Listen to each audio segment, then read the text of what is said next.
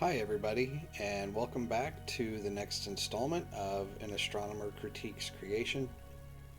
And it's been just a little bit since my last video.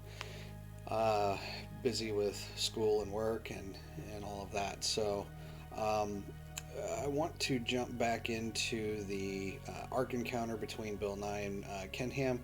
I think this is going to be the last video on this particular interaction. And the reason is because the critiques here are becoming a little bit repetitive. But there are a couple of things that I want to finish out here before moving on to other types of material. Um, in the future, these videos might be a little bit more sparse in terms of how often I put them out, simply because I actually want to dig into some of the real science, not just talk about the expanding universe or things like that, but talk about the actual research papers and some of the real physics and so on that's going on in some of those fields. And so as a result, I think that it's time to stop worrying about generalities and start digging into some of the specifics regarding what's going on, in my view, with this particular topic. And once again, this is not meant to, step on anybody's toes or try and dismantle anybody's belief system. It's about logic, and it's about what is and isn't science. And this is going to be evident with the clips that we're going to watch here. So I think I'm going to let this go for at least a few minutes before I interrupt anything.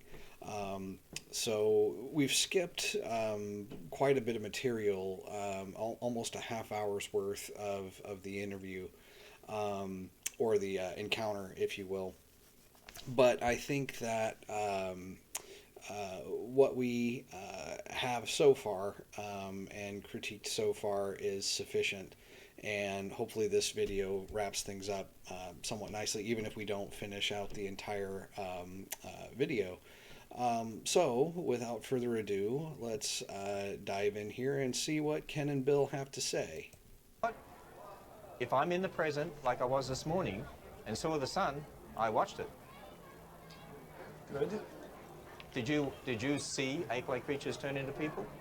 No, it happened too long ago. So for context, Bill pointed out, Bill's trying to illustrate the point that in the creationist view, this idea of historical science versus observational science, since you didn't see something that happened in the past, and you don't have a historical record of it, then you can't say for sure that something is true. And Bill is trying to illustrate the point that just because I can't know for sure that the sun is, or maybe not know for sure, but just because I can't prove before it happens that the sun is going to rise tomorrow, I still count on that happening. And Ken is going to try and juxtapose that thought with the idea of evolution. Since we didn't see macroevolution occur in the past, we can't necessarily take it as a historical record. So that's the context. Okay, that's the point. So here's where we disagree. My understanding is you believe that if you didn't see it, it didn't happen, or you couldn't prove that it happened. Well, I believe that if you have the system of evidence, you can show it beyond a reasonable doubt. If you're not here in the present with your five senses, and you're talking about something in the past when you weren't there, or no human was there. Titanic sank. I wasn't there. So Ken does make a very quick correction here. No human was present. So Bill's objection here to the Titanic, in the logic of, if you accept that human eyewitness is valid, then Ken's point here at least holds with Bill's counterexample. For that. Yeah, but there were people there are historical records. Actually, we have a historical record called the Bible. God's always been there, and He has recorded for us who we are. So we have historical records also on my side of it. Number of neutrons in water. I've never dug up a historical record about billions of years. I mean, you make interpretations, but where's it written down? It's not, so everybody. This is the fundamental difference between science and creation science. I think that this statement right here, this interaction between Ken and Bill, boil everything down. It boils it down quite nicely into a kind of a one-size-fits-all package, if you will. This is the overarching thing. The creationist argument that you can't count on something as reliable if you weren't there to see it, or if there weren't a historical record of it, and or God to record it for you, it simply flies in the face of all of modern science. Okay, that idea flies in the face of all of modern science. Earlier in the encounter between Bill and Ken tries to hammer out from Bill, who was it that decided that science neglects the supernatural? And Bill's response is that the collective scientific community over the past several hundred years, thousands and thousands of individuals working, have decided that we want to investigate natural law as far as it will go. And, not every scientist is willing to discount the supernatural a priori the way some are. Some are staunch atheists, to be sure, and they don't want to entertain God at all. I may have mentioned this before, but the physicist Michio Kaku from City College of New York has gone on record on different podcasts and interviews and said, listen, if there is a God and we obtain irrefutable evidence for that God, then okay, that's fine, then that's what we have to accept. But until we have that, we're going to continue to look for natural causes for things. That is the entire idea behind the philosophy that the universe operates according to natural law. That is the fundamental assumption in all of science. Okay, the fundamental assumption in all of science is that nature operates according to natural law. I cannot prove that law to you. No one can. No one can prove a priori that the universe operates according to that rule. However, given the successes of science and the ability that we have grown to be able to predict phenomena from a set of observations and extrapolate the principles from those observations, and then from those extrapolations further extrapolate what should happen under certain conditions, the success of that process should make everybody pause and say, what's going on here, right? Why are we able to do this? And I think that this is wrapped up quite nicely with Einstein's quote, the most incomprehensible thing about the universe is that it's comprehensible. If we don't take that assumption seriously, then anything can go, right? Anything can go. And in one philosophical vein, that may be okay. And it may, in fact, be the truth, but it doesn't seem to be the truth yet. And so this is the fundamental idea in all of science. We're going to investigate nature according to natural law as far as we can go. We want to maintain the structure of testability and replication and prediction until we simply can't anymore. wherever that leads.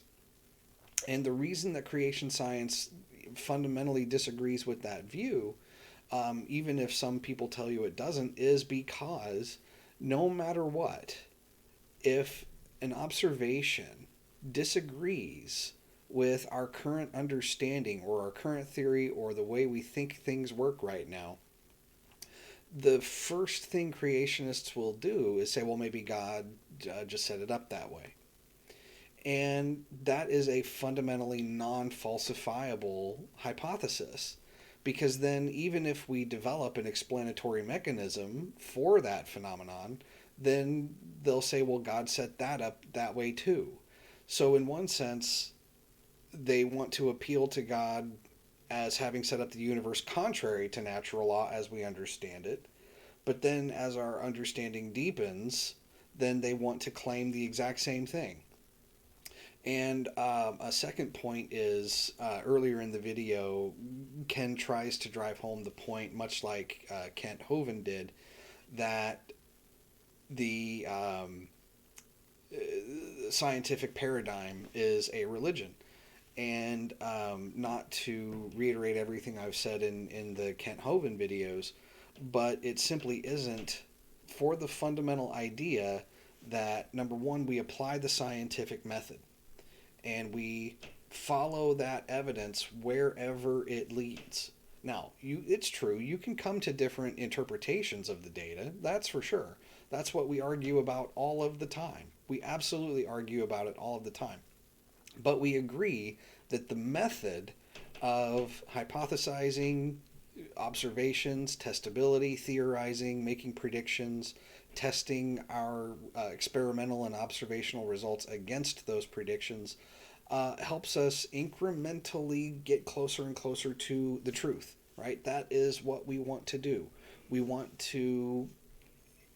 love to converge on the truth in one, giant leap, but that is generally not how things work. Not even with Newton nor Einstein did that happen. Now, granted, they made massive leaps in convergence, but they didn't go from a complete state of ignorance of physics to understanding everything about physics in one leap. Who knows if we will ever understand everything there is about physics? We don't know. But we agree that that process is a good one, if not the best one, that there is to investigate nature. And we're willing to change our minds based on where the evidence takes us. And that is in fundamental contradistinction to the creationist mindset. The reason we believe the Earth is 4.5 billion years old is based on looking very carefully at rocks. And yes, it's not written in English on the rock how old I am as a rock, but it is written in scientific sense. And you don't have to take my word for it, you all. You all can go to universities, you all can take geology courses, and you can learn this for yourself. Hey, I took geology courses. I never saw That's part of the mystery. I never saw the age written in the rock. Well, you didn't take enough geology, I guess. Well, And Bill literally just got done saying it's not written in English. Okay, and it seems like this is something Ken Ham is bent on necessarily demanding. He wants everything to be written in English, to have a clear label on it, and the Bible seems to have a clear label on it. Ergo, the Bible must be true. It is the Word of God. And again, that view flies in the face of countless number of Jewish and Christian scholars who don't share that opinion. And so, once again, from my standpoint, if you're going to claim creation and a literal interpretation of the Bible, before you go anywhere scientifically, you have to fundamentally demonstrate logically why your interpretation of the Bible is superior to the other interpretations that are out there. And to my satisfaction, whatever that is worth, no one has done that. No one has conclusively demonstrated why their interpretation of Scripture should supersede other interpretations of Scripture particularly in this arena of a literal 6 day creation week and a literal historical timeline of the genealogies from Adam to Jesus and then from Jesus to us. So it's very few creationists will take that slant because they know it's a very difficult proposition to defend and show. But if you want to be very rigorous about your idea, this is what you really should do. But again, demanding that rocks have their ages written with some sort of label in a written human language is simply ludicrous, right? It is very very weird. And I would ask the same question: if the 6 literal day creation week is true, why wouldn't God inscribe the dates of the rocks on with symbols, be they English symbols or cuneiform or Hebrew letters or whatever the case may be? And people would say, well, he has to shield himself and allow for faith.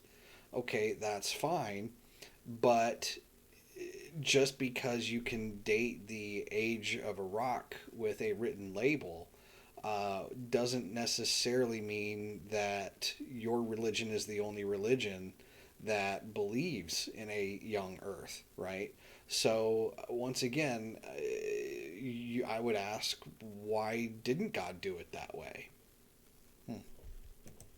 I just didn't see a label on it. It's not a label, but it almost... You know, in the Bible, in the time of Joshua, it says the sun stopped in the sky. Why would it do that? Well, there's no evidence. Yeah, but that was a miracle of God. But is the Bible... Is the Bible scientifically wrong in saying the sun could stop, or... Looks to me as absolutely wrong. That one literal claim.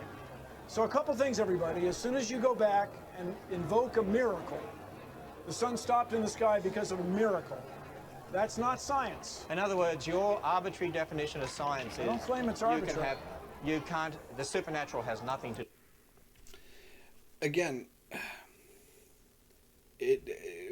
Ken wants to harp on this claim of the definition of science as though this is something that's not agreed on by more or less every single practicing scientist outside of the creationist camp.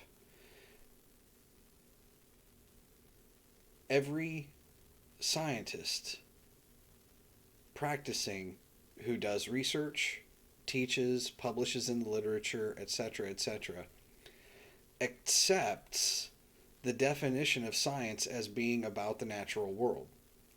Now, this is a point that I think that Ken and Bill never are able to understand, because Ken doesn't understand what Bill is saying, and I think Bill understands more of what Ken is saying, but I don't think Ken understands what Bill is saying.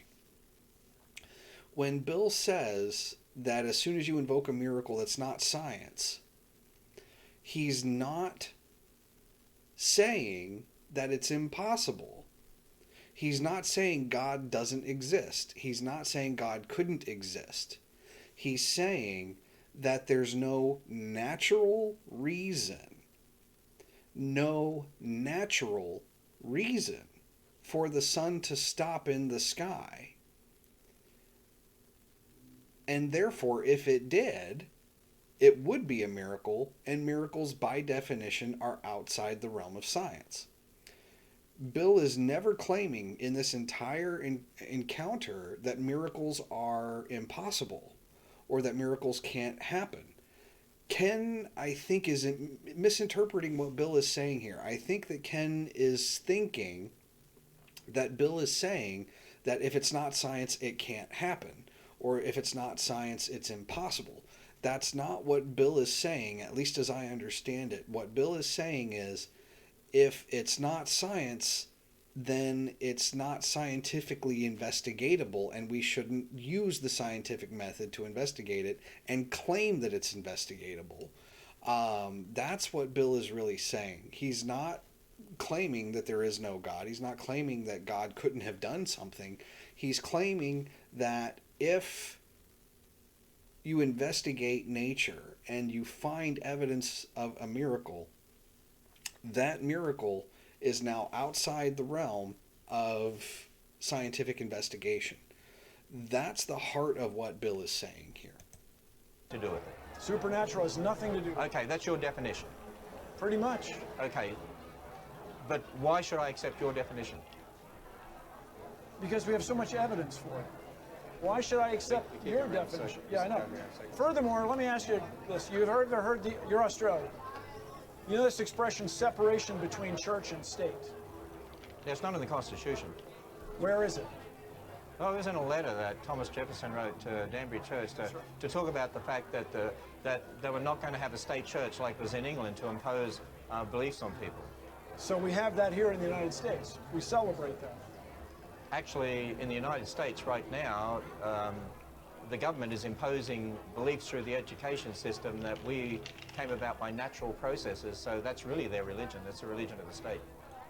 And they're using my tax dollars to do it, by the way. So, this is a major point that Kent Hovind made at the debate that I critiqued earlier.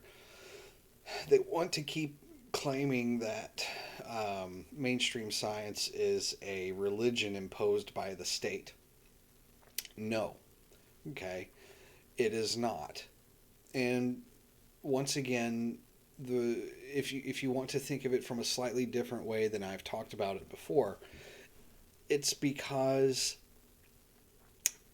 it's logic. Okay? Our modern scientific understanding of how nature works, the Big Bang, the theory of evolution, Einstein's theory of general relativity, quantum mechanics, why your phone is able to take pictures with these things called pixels instead of film, why you're able to watch this if you're in a different country over the internet, possibly even beamed up to space and back down. All of these things drop within or fall within the realm of science. And the only way we have achieved those things is through logical steps of eliminating things that are that don't agree with our observations. We eliminate bad ideas based on how well they agree with our observations. That is all that science does. Science is the elimination of what doesn't work. Okay? And so to claim that that's a religion is somewhat ludicrous, because religions fundamentally demand a unquestioning belief in their doctrine. That is one of the definitions of a religion, that you don't question what they tell you. Now, there may be some individual churches where pastors or leaders, clerics, priests welcome skepticism in some areas. They welcome open discussion. They welcome thoughtful critique. They welcome input. They welcome feedback. They welcome different perspectives. But by and large, at least with the fundamental core doctrines of a religion, most religions tell you not to question it. And that is fundamentally different than being willing to have an idea, put your idea on paper, and allow others in the scientific community to try and replicate your idea. And if you have experimental results, allow them to try and replicate your experimental results. And then everybody collectively changes their mind, potentially, depending on how the experiment goes. That is fundamentally not a religion. Okay, I cannot stress this enough. That is fundamentally not a religion. The reason we say, from a biological perspective, that um, we did not we didn't appear spontaneously, right? Humans did not spontaneously appear on the planet 6,000 years ago.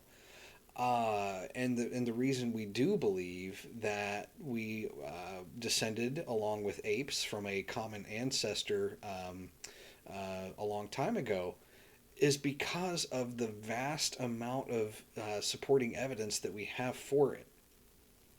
So, as a result of this, I think that in conjunction with some other YouTubers who really harp on the issue of evolution itself, rather than an astronomer try to talk to you or teach you about evolution, I think we're going to start putting links in some of the video labels and comments, so that way we can start building a repository of where to go to find the evidence for evolution. And that would free me up from doing more Googling than I ought to be doing right now as I'm doing doctoral research. But, I hate to, tell people, oh, there's a bunch of evidence, and then not tell you what the evidence is or at least where to go find it. So I will start building some repositories and be able to point you guys toward those. But yeah, we do say that we evolved from a common ancestor along with, apes a long time ago because of the evidence. And if we were to find compelling evidence in the very near future that didn't happen, we would throw that idea away. We would absolutely chuck that idea and try to come up with a new idea guided by whatever the new evidence taught us. So that is fundamentally not a religion. We claim that science, What science? that the process that we teach in science class Okay. is So, science. so your definition of science, that you can't have the supernatural, is what they've adopted in the public education system, correct? Well, it's what science, conventional mainstream science. But who decided that definition? Who decided the supernatural? It's a process. Who decided the supernatural has nothing to do with it? It's a process. Who decided the supernatural has nothing to do with it? Thousands, millions of people over the last few centuries, since the Enlightenment, They said that the supernatural has nothing to do said with that science does not have the supernatural So, involved. so it's people who decided that definition. Absolutely. So it's an arbitrary definition. I wouldn't use the word arbitrary. It's a very carefully thought through philosophical process. I say it's not very carefully thought through, because if you disallow the supernatural, then you're assuming you know everything.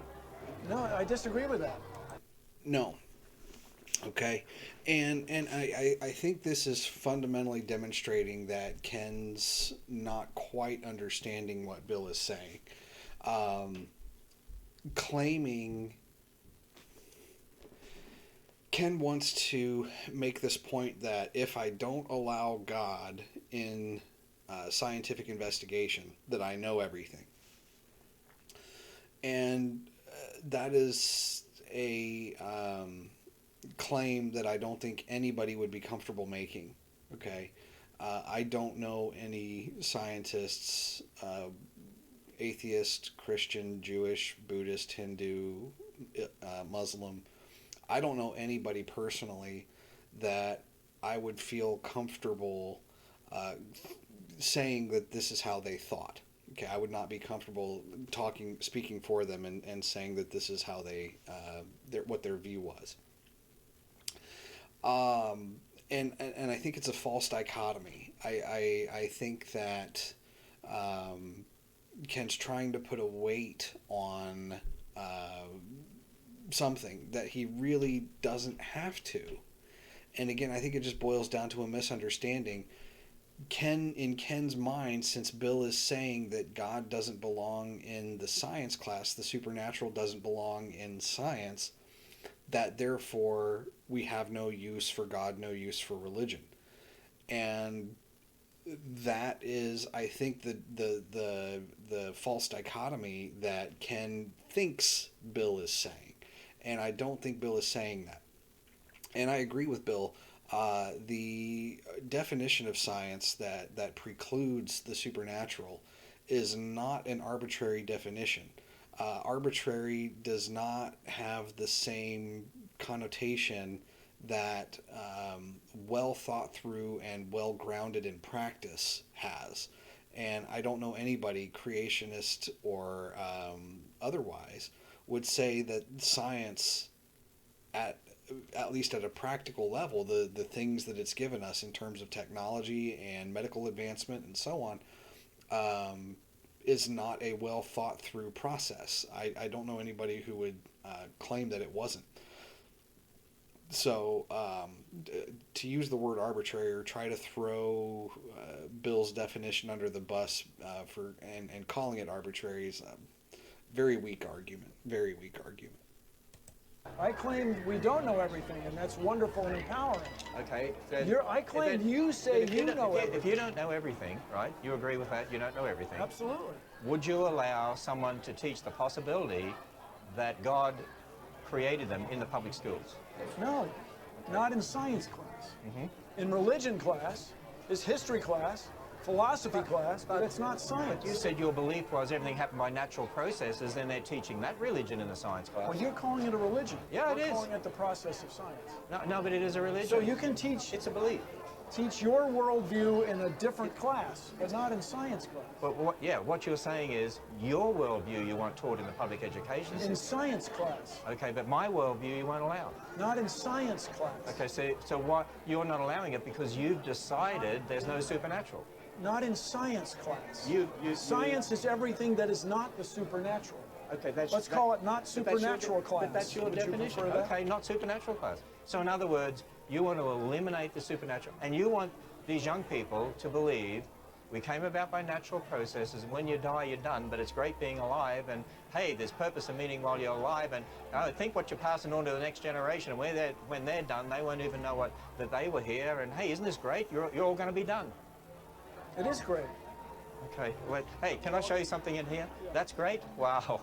No wonder young people have problems with purpose and meaning and turn to drugs and sex and suicide.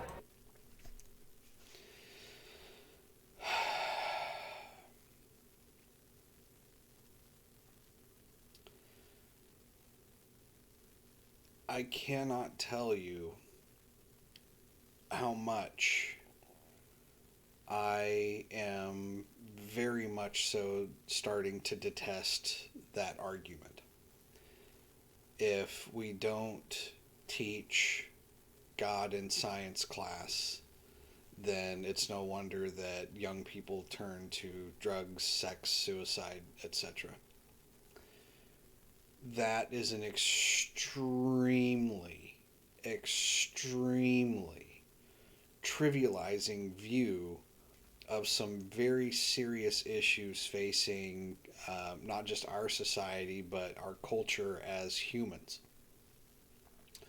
And I addressed some of this with Kent Hovind when he tried to make a similar argument, but I will reiterate here because it's nearly just such an absurd claim.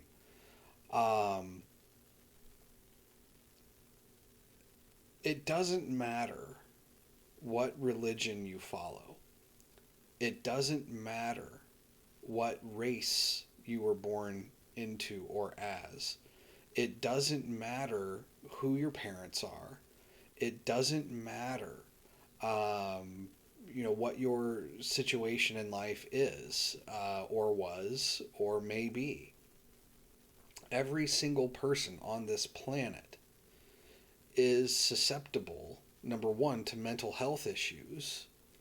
And only in the past couple of decades are we really realizing that mental health should be included with the health of your body, the way that you take care of your body, or we should take care of our body. Exercise, eating right, and doing things to help keep your body active and in optimal form. Issues such as let me say, conditions that affect your body that are outside of your control. Okay, conditions that affect your body that are outside of your control. If you develop something like, heaven forbid, Lou Gehrig's disease, or a terminal form of cancer, or those types of things that are out of your control that you would not wish to have happened. Mental health, we're understanding, is much the same way. That there are processes in the brain and ways that the brain functions that if something's not right, the same way that your body can not be right, if it has a disease or if it has a condition of some kind, um, and it's not anybody's fault. Depression and other mental health issues are not necessarily anybody's fault. They can happen to anyone.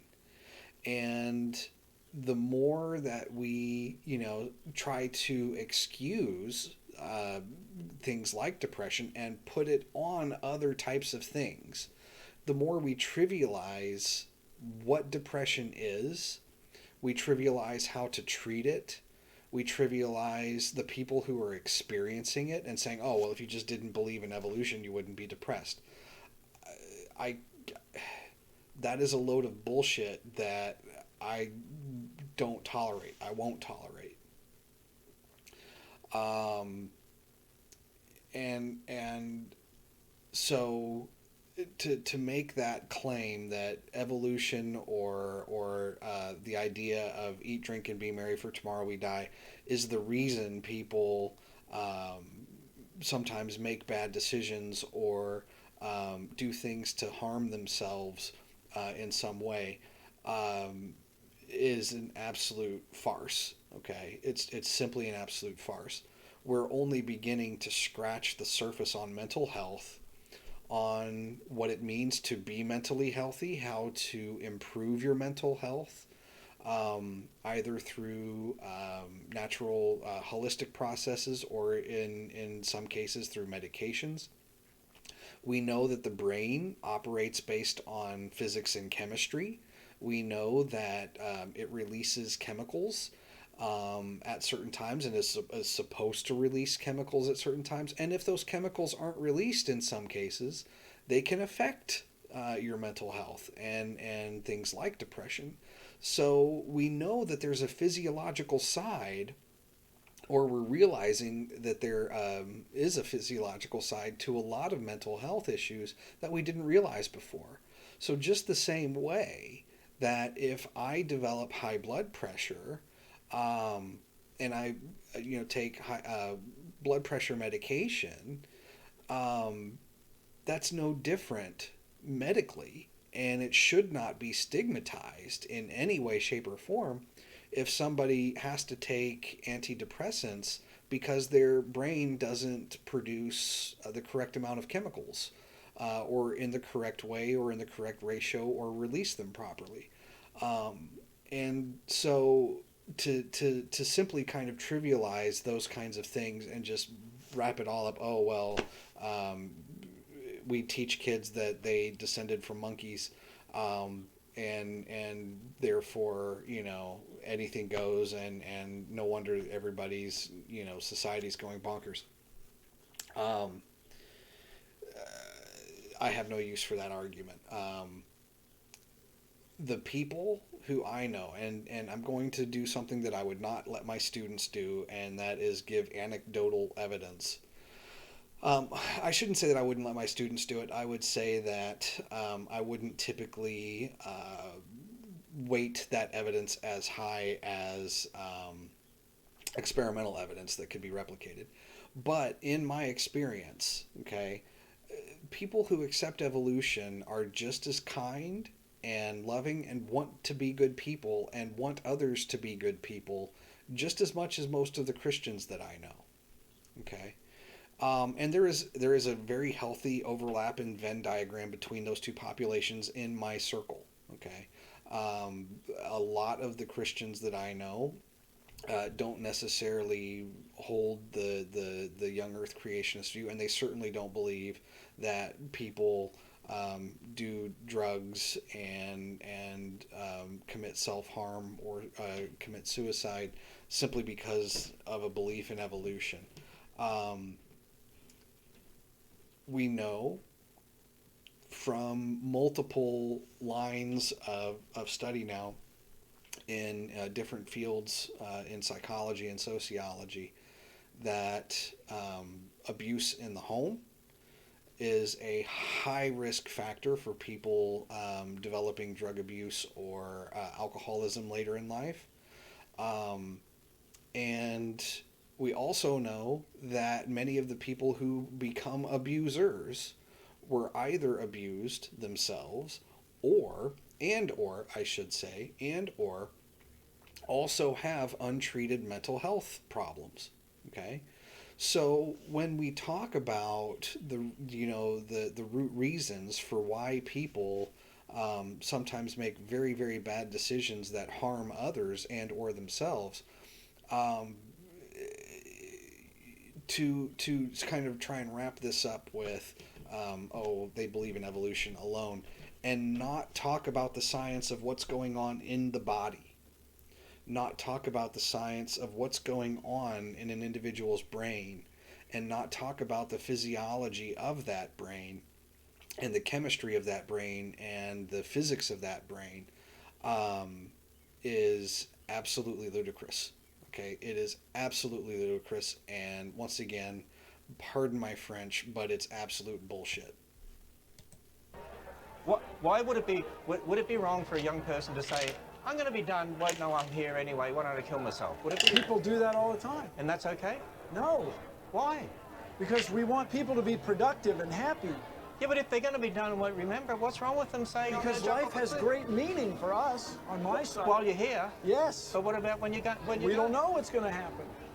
Can I show you something here? So you guys know James Randi? $1 million. $1 million, and he carries the check with him for any paranormal effect that he cannot reproduce. He's a magician. He's 86. No one's ever collected the $1 million. Never. Psychics, people who believe they can find water under the ground, Let me show you something. no one's ever gotten the money. Can I show you something? Fill with the water.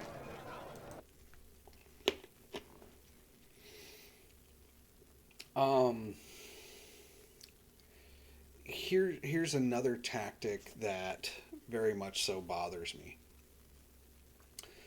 Ken wanted to force his idea of Bill's worldview on Bill. He wanted to try and force Bill into saying that since life, you know, if we don't know where we're going after we die, from a scientific point of view, then life shouldn't have meaning. And that's what Ken was wanting Bill to try and say. That's what he was trying to goad him into saying. When you have a statement like this is if it might be a straw man. Okay, I would have to talk to a logician to confirm this, but if it's not, it's a straw man's cousin, if not. And what you don't get to do when you're in an argument like this, and by argument, I'm using an argument in the civil discourse, logically structured statement sense, not the two people yelling at each other sense, despite the fact that a little bit of both is happening here.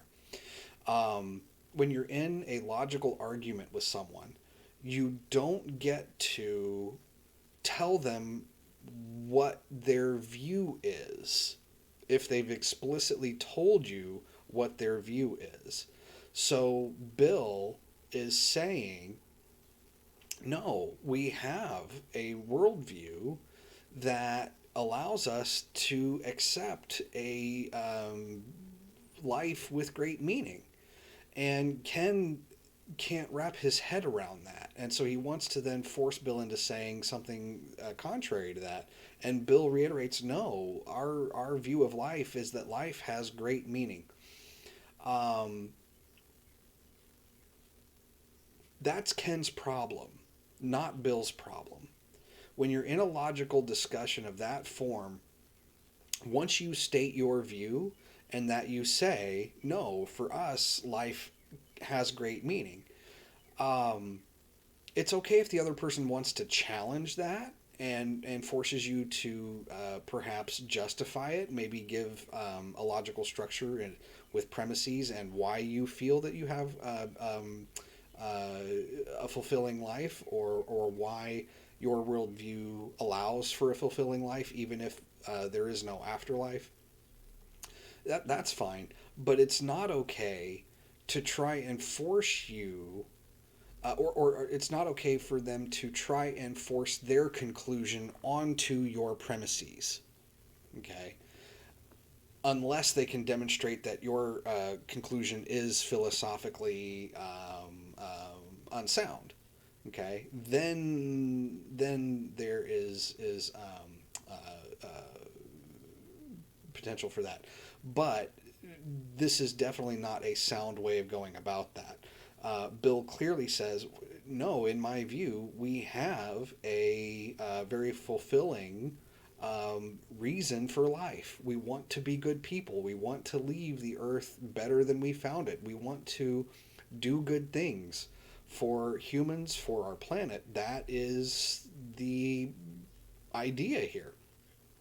And it's not anybody else's privilege to then tell you that you don't actually hold that view.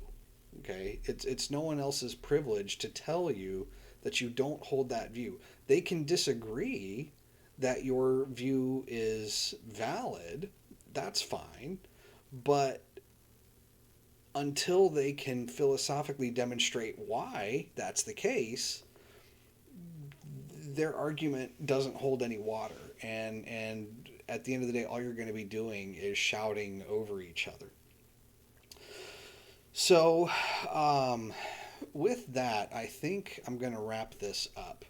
Um, so, in our next series of videos, what I want to start doing is I want to start looking at the actual science um, in a number of different arenas. Okay, so if you go back to the video by Jason Lyle, um, I'm going to actually go through and watch that a little bit more thoroughly, and I've tackled one issue, the asynchronous time convention. Um, and I'll actually have more to say about that in a future video. But I also want to dig into some of the very specific claims, particularly on the astronomy front, that try to challenge an old universe, and go into some of the physics. And so the next set of offerings are going to include videos on radioactivity and why we feel that it is a sound process. Talk about spiral arm structure in galaxies and the so-called winding problem, and talk about some of the major issues with the Big Bang, things like the horizon problem, or the flatness problem, and talk about the solutions on both sides to those problems.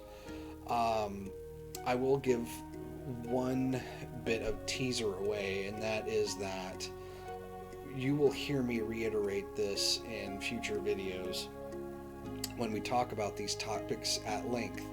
But number one, a major critique that I will have is that very often what a creationist proponent will try to do is say, well, we just haven't figured this out yet.